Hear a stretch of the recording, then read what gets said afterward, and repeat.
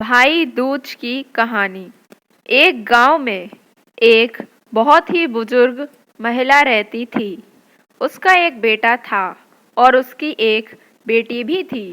बुजुर्ग महिला ने अपनी बेटी की शादी कर दी थी। एक दिन जब भाई दूज का त्योहार आया, तभी उस बुजुर्ग महिला के बेटे ने कहा कि माँ, मैं अपनी बहन के घर टीका करवाने के लिए जा रहा हूँ। जिसके बाद उसकी माँ ने कहा, बेटा, हम लोग बहुत गरीब लोग हैं। तुम टीका करवाने के बाद अपनी बहन को क्या दोगे? लेकिन उस बुजुर्ग महिला के बेटे ने जिद करके अपनी बहन के घर जाने के लिए अपनी माँ को मना लिया। फिर वह भाई अपनी माँ की आज्ञा लेकर अपनी बहन के घर निकल पड़ा। जैसे ही वह थोड़ी दूर पहुंचा, तब उसको एक बहुत ही गहरी नदी मिली और वह उससे कहने लगी कि मैं तुम्हें अपने पानी में डुबोकर मार दूंगी, क्योंकि मैं तुम्हारा काल हूँ। जिसके बाद वह भाई उस नदी से कहता है कि तुम मुझे थोड़ी देर की मोहलत दे दो, मैं अपनी बहन के घर टीका करवाने जा रहा हूँ। जब मैं वहाँ से वापस आऊँगा, तब तुम मुझे मार देना। जिसके बाद वह नदी भाई को आगे जाने के लिए रास्ता दे देती है और फिर वह भाई आगे की ओर चल देता है। थोड़ी दूर पहुँचने के बाद उसको एक शेर मिलता है जो कहता है, मैं तुम्हें खा जाऊँगा। इसके बाद वह भाई शेर से कहता है कि अभी नहीं, मैं अभी अपनी बहन के पास टीका करवाने जा रहा हूँ। जब मैं लौट कर आऊँगा, तब तुम मुझे खा लेना। फिर वह उस भाई को आगे जाने के लिए रास्ता दे देता है और फिर जब वह भाई आगे की ओर बढ़ने लगता है, तो कुछ दूर पहुंचकर उसको एक सांप मिलता है और वह भी उससे यही कहता है कि मैं तुम्हें मार दूंगा। वह भाई उस सांप से भी वही बात कहता है कि मैं अभी अपनी बहन से टीका करवाने जा रहा हूँ। जब मैं लौट के आऊँगा, तब तुम मुझे मार देना। वह भाई आगे की ओर चल देता है और थोड़ी ही देर में भाई अपनी बहन के घर पहुंच जाता है। जब वह अपनी बहन के घर पहुंचता है, तो उस घर के बाहर से आवाज़ लगाता है, लेकिन घर के अंदर उसकी बहन सूत काट रही होती है।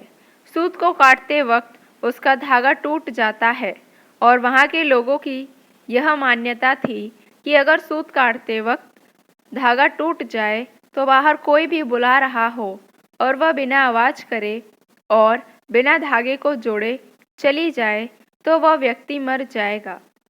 वह बिना आवाज़ किए धागा जोड़ने लगती है, लेकिन जब भाई की आवाज़ लगाने पर भी उसकी बहन नहीं आती है, तो वह वहाँ से जाने लगता है।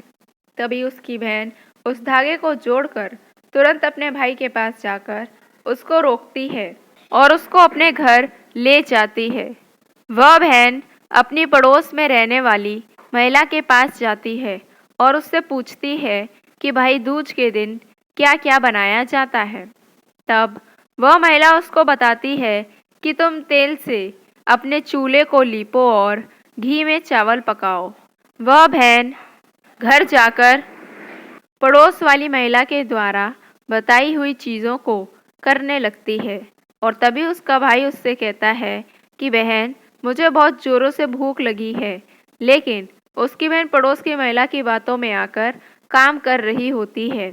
तब उसका भाई रसोई में जाकर देखता है, तो वह अपनी बहन से कहता है कि तुम बहुत भोली हो, जिसके कारण तुमको लोग पागल बना देते हैं। तुमने कभी घी में चावल पकते हुए देखे हैं और तेल से कभी चूल्हे को लीपा जाता है। तुम गोबर से चूल्हे को लीपो और पानी में चावल को पकाओ। वह बहन अपने भाई की बात मानकर वही करती है जैसा उसका भाई करने के लिए बोलता है और वह खाना बनाकर अपने भाई को खिलाती है और थोड़ी देर बाद वह अपने भाई को टीका कर देती है। जब उसका भाई अगले दिन वापस अपने घर जाने के लिए कहता है, तब उसकी बहन अपने भाई के लिए रास्ते में ले जाने के लिए कुछ लड्डू बनाकर देती है कि इसको रास्ते में भूख लगे तो खा लेना और उनमें से कुछ लड्डू अपने बच्चों के लिए भी बचा लेती है। जैसे ही उसका भाई चला जाता है और उसकी बहन के बच्चे जब खाने के लिए जिद करने लगते हैं, तो वह अपने भाई के लिए बनाए हुए कुछ लड्डू जो अपने बच्चों के लिए बचा लिए थे, वही लड्डू अपने बच्चों को दे देती है। और तभी उनके बच्चों की नज़र उस लड्डू में पड़ती है जो एकदम से नीले हो रहे थे। जब वह जाकर रसोई में देखते हैं तो उनको पता चलता है कि उनकी माँ ने जो लड्डू बनाए हैं उनमें सांप मर चुका है और उसी से ही हमारी माँ ने लड्डू बनाए हैं। जिसके बाद वह अपनी माँ को जाकर सारी बातें बताते हैं, जिसको देखकर वह बहुत दुखी हो जाती है और तुरंत अपने भाई के पीछे भागती है। रास्ते में कुछ दूर चलने के बाद उसका भाई उसको मिल जाता है। तभी उसकी बहन उससे पूछती है कि भाई तूने लड्डू तो नहीं खाए। उसका भाई कहता है नहीं, और तभी अपने भाई को सारी बात बता देती है। लेकिन तभी उसका भाई कहता है तुमने मेरी जान आज तो बचा ली है, लेकिन तुम मेरी जान कब तक बचाओगी। और अपनी बहन को अपने साथ हुए रास्ते में सभी चीज़ों के बारे में बता देता है। उसकी बहन अपने भाई को अकेले नहीं जाने देती है और उसके साथ जाने के लिए कहती है।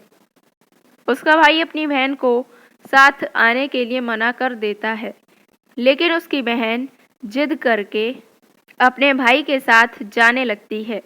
कुछ दूर चलने के बाद जब बहन को प्यास लगती है तो वह भाई से कहती है भाई मुझे पानी पीना है, बहुत ज़ोरों से प्यास लगी है। उसका भाई कहता है कि यहीं पास में एक तालाब है, रुको मैं उस तालाब से तुम्हारे लिए जल ले आता हूँ। वह अपने भाई को तालाब के पास नहीं आने देती है और स्वयं ही अकेले तालाब के पास जाती है। जब वह तालाब के पास पहुँचती है तब उसको एक बुजुर्ग महिला मिलती है। वह बुजुर्ग महिला को तालाब के पास देख उसकी बहन उससे पूछती है आप कौन हैं। जब वह बुजुर्ग महिला बताती है कि मैं एक भाई का इंतज़ार कर रही हूँ, उसकी बहन ने एक सांप को मारा है जिसके लिए मैं उसका काल बनकर बैठी हूँ। उसकी बहन उस बुजुर्ग महिला से अपने भाई की जान बचाने के लिए पूछती है और तभी वह बुजुर्ग महिला उसे कहती है कि तुम अपने भाई को खूब गालियाँ दो और जब तक उसकी शादी ना हो जाए तब तक तुम उसकी सारी घात टाल दो, तो तुम्हारे भाई की जान बच सकती है। वह बहन तुरंत वापस जाकर अपने घर से एक मांस का टुकड़ा और एक चुन्नी और एक कटोरी में थोड़ा सा दूध लेकर अपने भाई के पास आती है और उससे कहती है चलो। जैसे ही वह दोनों रास्ते में आगे चलते हैं तो थोड़ी दूर चलने के पश्चात ही उनको वही शेर मिलता है जिसने उसके भाई को मारने के लिए पहले भी रोका था। जैसे ही वह शेर उसके भाई को मारने के लिए आगे बढ़ता है तब उसकी बहन शेर को एक मांस का टुकड़ा खाने के लिए दे देती है, जिससे शेर उस मांस के टुकड़े को खाने लगता है और वहाँ से दोनों लोग आगे चल देते हैं। आगे पहुंचकर जब थोड़ी दूर पर वही सांप मिलता है तो वह सांप को अपने साथ लाई हुई एक कटोरी में दूध को सांप के आगे रख देती है, जिससे कि सांप दूध पीने लगता है और वह लोग आगे की ओर चल देते हैं। आगे जब नदी के पास पहुंचते हैं तब उसकी बहन नदी को एक चुन्नी देती है, जिसके कारण नदी प्रसन्न होकर उनको आगे जाने का रास्ता दे देती है और थोड़ी देर पश्चात वह लोग अपने घर पहुंच जाते हैं। घर पहुंचकर उनकी माँ अपने दोनों बच्चों को देखकर बहुत खुश हो जाती है, लेकिन उसकी बहन अपने भाई को गालियां देना शुरू कर देती है।